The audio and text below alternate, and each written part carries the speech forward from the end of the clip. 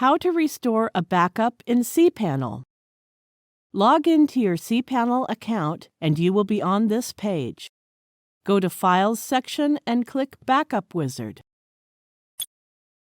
In the first step, Backup or Restore, click the Restore button. You have 4 options to select any one option. Let us select Home Directory. Now click Choose File.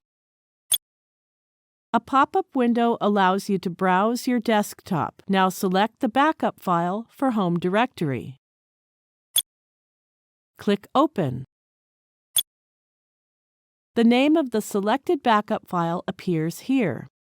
Click the Upload button.